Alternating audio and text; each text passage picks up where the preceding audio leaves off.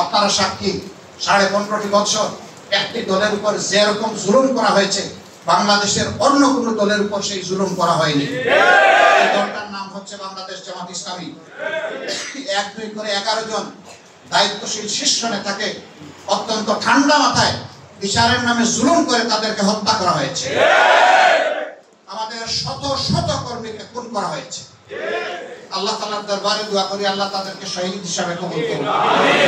আমাদের হাজার হাজার কর্মীকে পঙ্গু করা হয়েছে, 2 নয়ন তুলে দেওয়া হয়েছে, গুলি করে অন্ধ করে ফেলা হয়েছে, হাত কেটে ফেলা হয়েছে, পা কেটে ফেলা হয়েছে।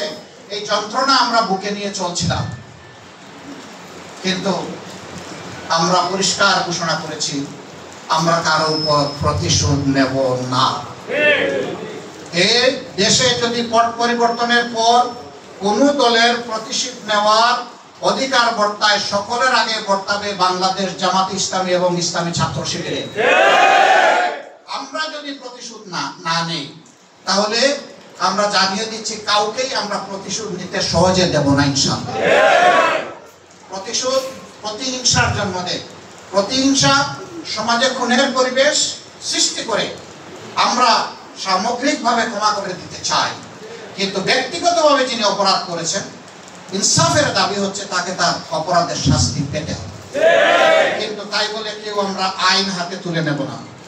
যা হবার হয়ে গেছে এটারও প্রয়োজনে বিচার হবে। আইন যেন ভবিষ্যতে আমরা কেউ হাতে তুলে না নেই।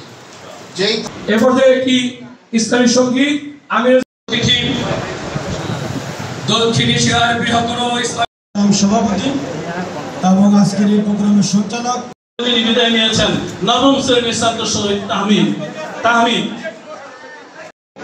তার সন্তান নবম শ্রেণীতে পড়ে শহীদ আমজাদ। তার পক্ষে আমির জামাতের কাছে দেখা করার জন্য দেলোয়ারা বেগম এসেছেন, করেছেন, বড় করে তুলেছেন তমিজউদ্দিনকে। তমিজউদ্দিনের